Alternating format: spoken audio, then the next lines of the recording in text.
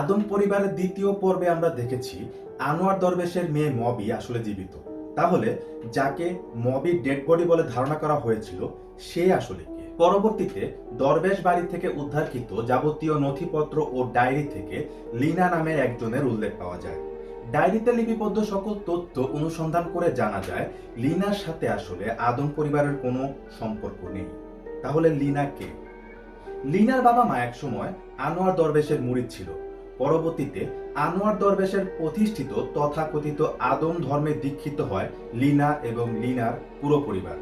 তখন থেকেই লিনা ওই বাড়িতে আশ্রিত ছিল। দরবেশ বাড়ি থেকে উদ্ধারকৃত সে সকল ডায়েরি ও নথিপত্র অনুসন্ধান করে আনোয়ার দরবেশের সম্পর্কে অনেক তথ্য পাওয়া যায়। আনোয়ার দরবেশ একসময় সেনাবাহিনীতে কর্মরত ছিলেন। সেনাবাহিনী থেকে অবসর গ্রহণের পর তিনি ধর্মীয় দিকে মনোযোগ দেন।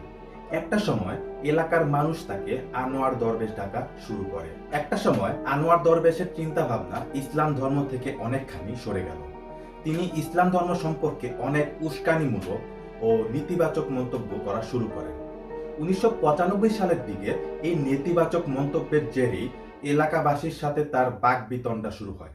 এক পর্যায়ে এলাকার মানুষজন তাকে প্রচন্ড মারধর করে বাড়িতে পাঠিয়ে দেয়। মূলত এই ঘটনার পরিপ্রেক্ষিতেই আনোয়ার দরবেশ এবং তার পরিবারের সাথে এলাকাবাসীর দূরত্ব সৃষ্টি হয়।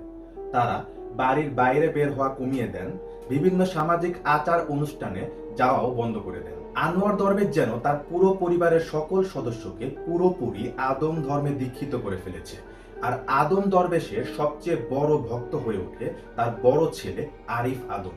তারা দুইজন ঘন্টার পর ঘন্টা বসে ধ্যান করতেন। আনোয়ার দরবেশ মারা যাওয়ার আগে উনার লাশকে সৎকার করার উদ্ভট সব রীতিনীতি তার পরিবারকে নির্দেশ দিয়ে যান। এর ব্যতিক্রম ঘটলে উনি এর কঠোর প্রতিশোধ নেবারও হুমকি দিয়ে যান। মৃত্যুর পরে আমার কোনো জানাজা দিবা না, গোসল করাবা না, কাফনের কাফন পরাবা না। যে কাপড় পরে মারা যাবে ওই কাপড়ে ওই অবস্থাতেই আমাকে কবর দিবা।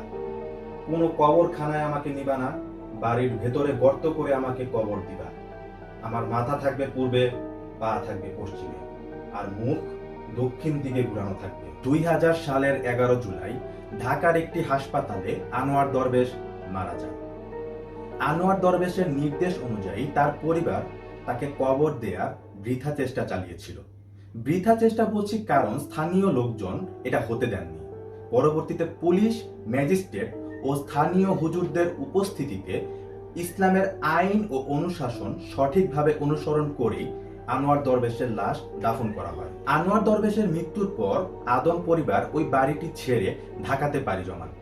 বড় ছেলে আরিফ ঢাকাতেই কোনো এক কাজ করে সংসার চালাতেন। মজার বিষয় হলো সে সকল ডায়েরি ও নথিপত্র ঘেটে জানা যায় আরিফ নাকি ঢাকার 52টা বিশ্ববিদ্যালয়ের ডিন ছিল। ঢাকাতে কিন্তু আদম পরিবারের দিনকাল হয়তো স্বাভাবিকভাবেই চলে যাচ্ছিল, কিন্তু বিপত্তি ঘটে 2005 সালে ঢাকাতে আরিফ মারা যাওয়া কিংবা খুন হওয়ার পর। আরিফের মৃত্যুর পর আদম পরিবার আবার তাদের পুরনো বাড়িতে ফেরত চলে আসে। রাহাত আনোয়ারের হাতে লেখা একটি নথিপত্রে কিছু অপ্রাসঙ্গিক ও ভাঙা ভাঙা ইংরেজিতে কিছু কথা পাওয়া যায়।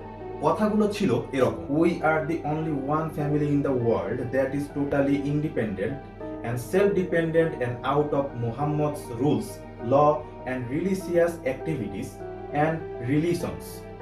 ডায়েরির মূল বানান অবিকৃত রাখা হয়েছে।